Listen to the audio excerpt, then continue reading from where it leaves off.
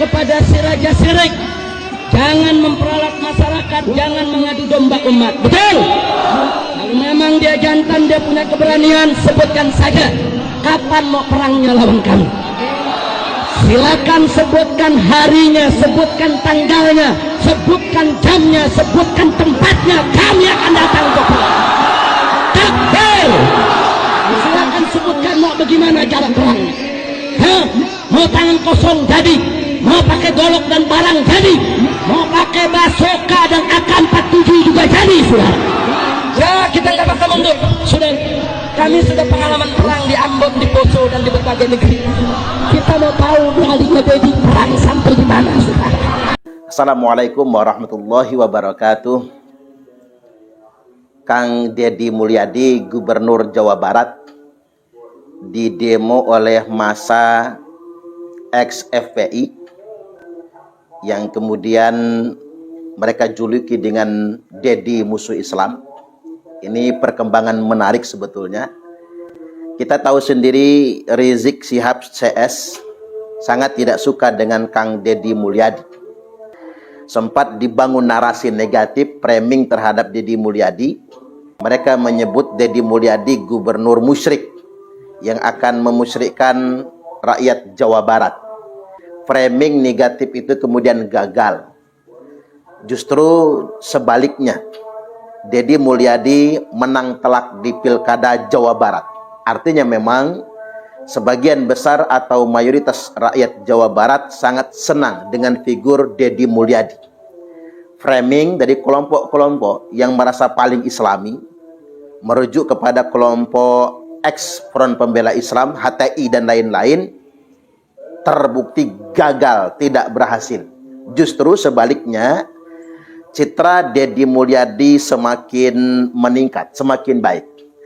Beliau merepresentasikan sebagai wakil rakyat Jawa Barat, merepresentasikan umumnya masyarakat Jawa Barat, yakni figur yang betul-betul mengayomi, yang sangat populis. Di saat masyarakat dikagetkan mengenai aturan baru terkait STNK, justru Deddy Mulyadi membebaskan biaya BBNKB terhadap masyarakat Jawa Barat yang ingin membalik namakan kendaraannya. Kebijakan yang sangat populis ini dan serentetan kebijakan-kebijakan yang lainnya membuat Deddy Mulyadi semakin dicintai oleh rakyat Jawa Barat. Dan satu hal yang sangat mengagetkan dan mengejutkan sekaligus menggembirakan, Gubernur Deddy Mulyadi menertibkan bangunan-bangunan liar yang tak berizin. Termasuk pondok pesantren Rizik Syihab di Megabendung. Pondok ini bukan cuma tidak berizin, tapi juga dibangun di atas lahan yang peruntukannya bukan untuk pesantren atau bangunan lainnya, tapi diperuntukkan untuk perkebunan. Artinya langkah berani yang dilakukan oleh Deddy Mulyadi ini membuat Rizik Syihab CS terusik. Nah, gara-gara inilah kemudian mereka menggelari Gubernur Deddy Mulyadi sebagai musuh Islam. Ini kan lucu. Mengapa kemudian orang-orang ini gampang betul mengatasnamakan Islam dan gampang betul menuduh orang lain sebagai musuh Islam? Saya sebagai umat muslim, sebagai bagian dari Islam, tidak merasa demikian. Jadi kita ini harus mengantisipasi adanya sekelompok orang yang gampang betul mengeksploitasi Islam. Mereka gampang sekali mengatasnamakan Islam, membela Islam dan lain sebagainya, tapi demi kepentingan kelompok mereka, bahkan demi kepentingan politik kelompok tertentu. Yang ini harus kita antisipasi. Sederhana saja sebetulnya. Ketika Rizik Syihab diberi gelar imam besar umat Islam yang mana yang menjadikan dia sebagai imam besar? Setelah kita telusuri ternyata ini skenario Hizbut Tahrir Indonesia untuk mengglorifikasi Rizik Syihab agar menjadi pahlawan, agar representatif mewakili umat Islam. Mereka beri gelar dengan sebutan imam besar umat Islam. Enak aja. Konsep imam besar ini kan sama dengan konsep imamah di kaum Syiah sebetulnya. Atau ini menjadi misi dari Hizbut Tahrir Indonesia sebagai tahapan mereka yang katanya dalam tanda kutip ingin menciptakan atau ingin mendirikan khilafah Islamiyah. Nah, tahapannya sebelum mendirikan khilafah Islamiyah dengan mengangkat seorang khalifah, maka mereka angkat dulu imamatul uzmah atau imam besar, imamul a'zam, imam jumbo lah istilahnya. Nah, lantas kemudian Rizik dan anak buahnya kegirangan ketika diangkat kemudian sebagai imam besar umat Islam. Padahal sebetulnya mengangkat diri sebagai imam dari kelompoknya sendiri itu merupakan sebuah perbuatan maksiat. Dan itu melanggar syariat Islam. Karena yang namanya mengangkat imam besar itu harus mewakili dan merepresentasikan semua umat Islam yang ada di muka bumi ini. Cuman sederhananya saya ingin sampaikan pada kesempatan kali ini, fenomena orang yang gampang sekali mengatasnamakan Islam, mengatasnamakan agama, atau bela Islam, bela agama, lantas kemudian gampang betul menuding orang lain musuh Islam. Ini adalah fenomena ekspor. Zaman kamuflase. Hati-hati. Jubahnya jubah malaikat tapi dalamnya iblis. Jubahnya jubah kenabian tapi kelakuannya kelakuan set. Ulang lagi. Jubahnya jubah kenabian tapi kelakuannya kelakuan setan. Panggung-panggung dakwah menjadi panggung provokasi, panggung caci maki. Ada orang yang ngaku-ngaku anak cucu Nabi, lantas kemudian memaki-maki pemerintah, memaki-maki presiden dan lain sebagainya. Rakyat tidak berani mengkritik karena mengapa? Oh, takut kualat niku putune Kanjeng Nabi dan lain sebagainya.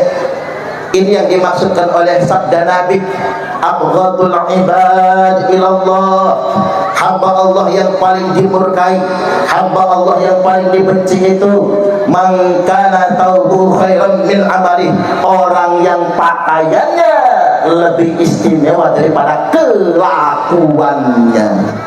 Antakuna thiyabuhu thiyabal anbiya wa amaluhu amal jabbarin. Jubahnya jubah kenabian, pakai gamis, pakai imamah, jubahnya jubah kenabian, tapi kelakuan setan. Makanya jangan tertipu di zaman sekarang itu. Kemudian aku keluar masjid, kata beliau, faja'ani Jibril. Di luar masjid mendatangi aku malaikat Jibril bi'ina'in min khamrin, menyodorkan secawan khamar, wa ina'in min laban, dan secawan susu. Nabi disuruh milih susu atau khamar. Ngerti khamar, Bu? Khamar niku tua. Kalau kata orang Jawa apa Pak? Susu genruwo. Ditawarkan kepada Nabi khamar dan susu.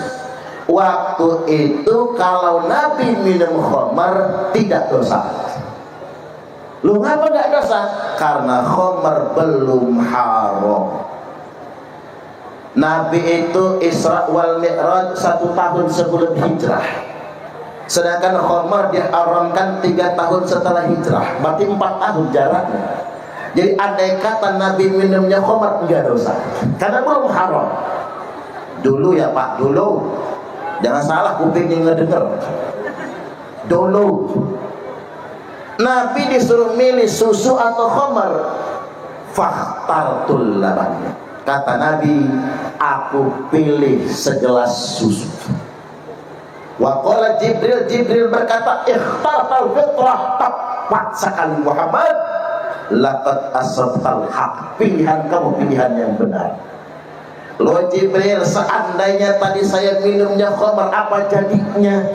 Kata Jibril, Muhammad, seandainya yang engkau minum khamar itu pertanda alamat umatmu bakal teler semua. Wong Nabi jelas-jelas minum susu Pak. Zaman sekarang masih ada yang teler, ya Pak ya? Hukumannya wayahi organ tunggal.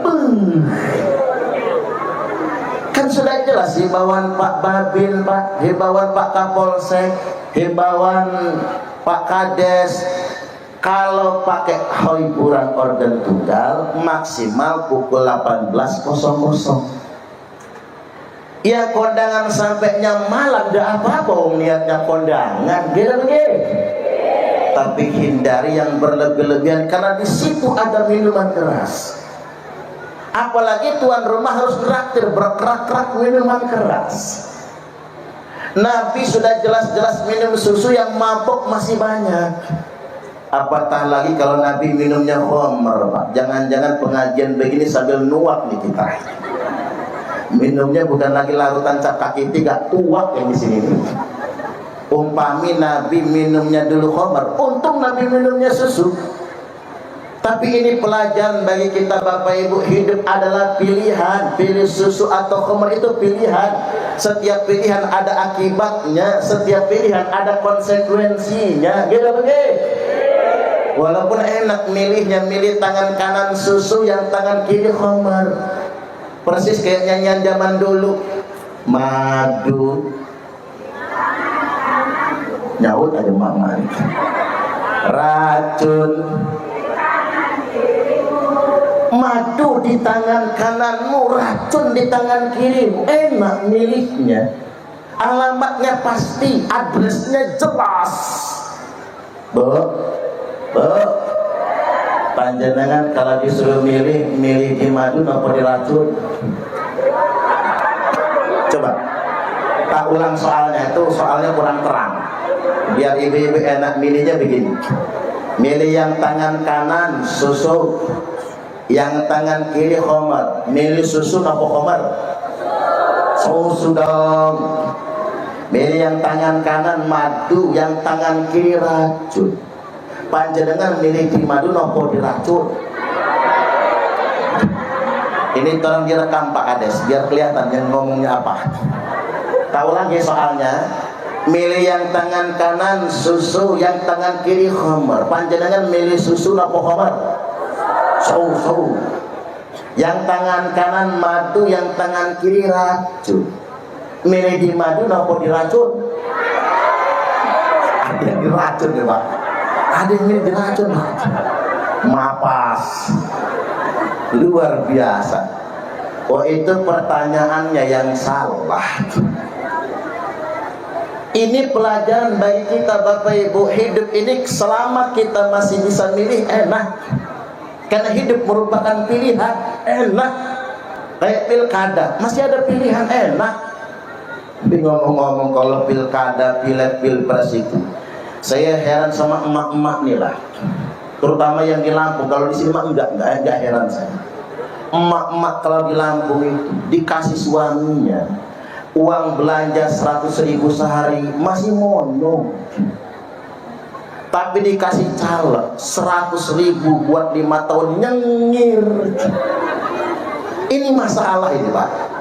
Dikasih suami 100.000 sehari masih mono, tapi dikasih caleg atau calon bupati atau calon gubernur 100.000 untuk 5 tahun langsung nyengir. Jadi jangan harap kehidupan berbangsa dan bernegara kita akan lebih baik kalau begini cara kita. Ini balik lagi, selama kita masih bisa milih enak. Tapi ingat, setiap pilihan pasti ada konsekuensinya. Yang repot itu begini Bapak Ibu, kalau talbis. Apa itu talbis? Kecampur. Susu campur khamr, nggak bisa dipilih. Madu campur racun. Ibarat air campur bensin.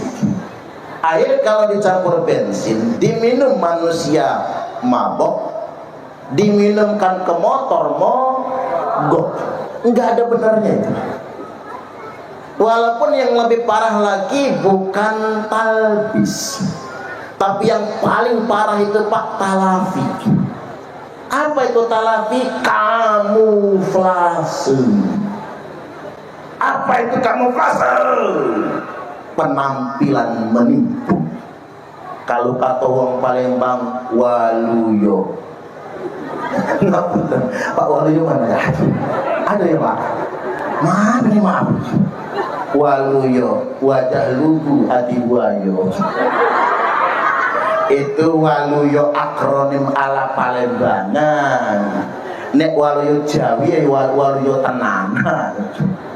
Nah ini masalah Pak.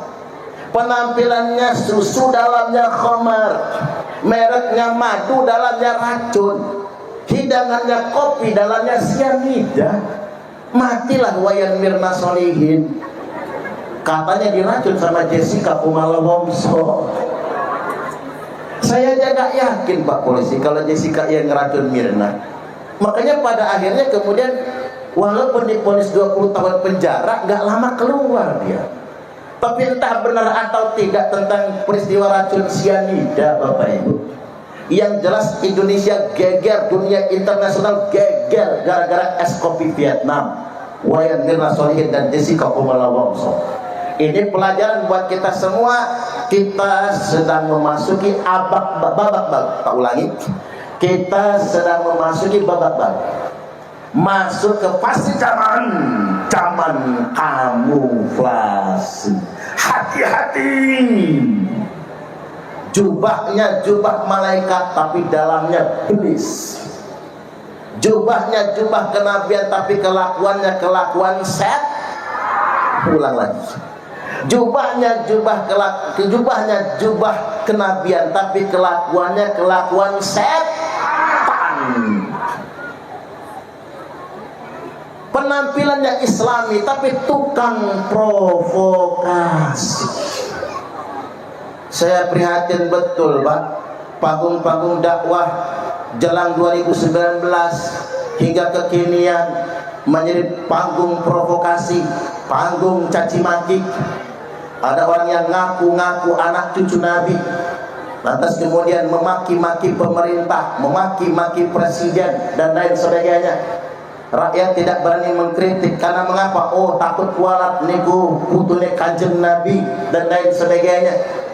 Ini yang dimaksudkan oleh sabda Nabi, abghadul ibad ilallah, hamba Allah yang paling dimurkai, hamba Allah yang paling dibenci itu man kana taubu khairan min amali, orang yang pakaiannya lebih istimewa daripada kelakuannya.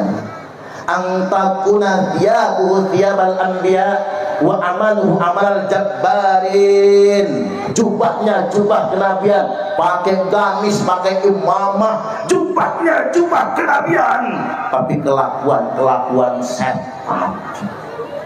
Makanya jangan tertipu di zaman sekarang ini. Apalagi banyak betul ajaran-ajaran yang sifatnya khurafat. Niki kan kita ini peringatan Isra wal Mi'raj. Peringat Isra wal Mi'raj ini saya tegaskan lagi, Isra wal Mi'raj ini adalah mukjizat atas Kanjeng Nabi. Jadi begitu. Berarti kita nggak boleh Pak mengingkarinya. Orang yang mengingkari peristiwa Isra wal Mi'raj bisa kafir. Sebaliknya, yang ngaku-ngaku bisa Mi'raj juga bisa kafir. Saya heran, ada orang yang bernama Habib Muhammad bin Ali Ba'al, ngaku-ngaku bisa Mi'raj ke Sidratul Muntaha 70 kali.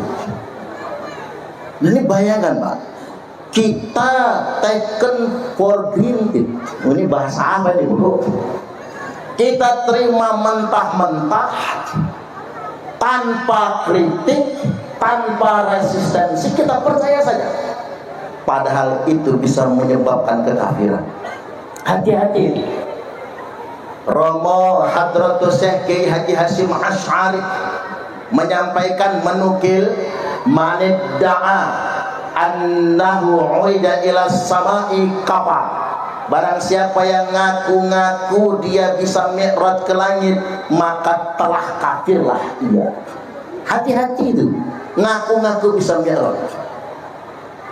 Dan ini bukan katanya Pak, bukan kata orang. Ada kitabnya Syarhul Ainiyah, ada kitabnya. Dan itu kitab standar dari karangan Ba'alwi. Ba'alwi ngarang kitab. Itu kitab yang diajarkan standar untuk anak-anak mereka dan untuk muhibbin-muhibbinnya. Apa kalimatnya? Kata Faqih Muqaddam Muhammad bin Ali Ba'alwi, gelarnya Imamul A'zam Faqihil Muqaddam. Halo? Kadang-kadang rodok serius enggak apa-apa ya. Sekali-kali ngaji rodok serius. Tak ulangi, Muhammad bin Ali Ba'alwi yang gelarnya Imamul A'zam Faqihil Muqaddam. mengatakan, membuat pengakuan dalam suratnya kepada Syafaat. Apa kata dia? Urijat bi ila sidratil muntaha, saya dimi'rajkan ke sidratul muntaha. Kata dia sab'a marrat, 7 kali. Wa fi riwayatin sab'atan wa isrina marrah.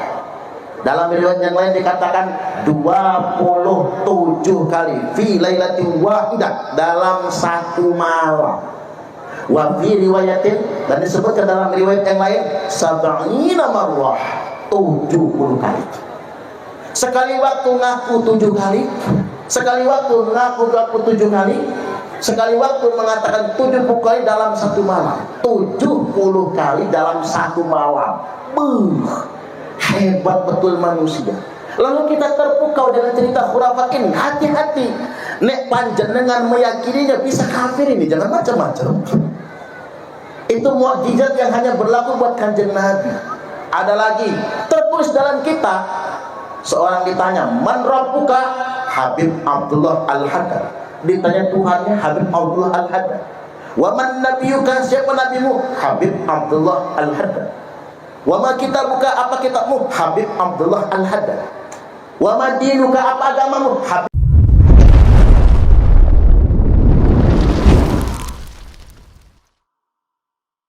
Itulah tadi pesan dari Ustadz Suparman yang memberikan informasi bahwa Kang Deddy Mulyadi ditemo oleh ex-FPI, yang mana kita tahu bersama bahwa Kang Deddy sebagai Gubernur Jawa Barat memberikan gebrakan-gebrakan bagi warga Jawa Barat, terutama para kabib-kabib. Menurut pendapat teman-teman semua, silahkan lanjut di kolom komentar. Terima kasih, selalu support Arman Arafati. Kita jumpa lagi di video selanjutnya. Assalamualaikum warahmatullahi wabarakatuh.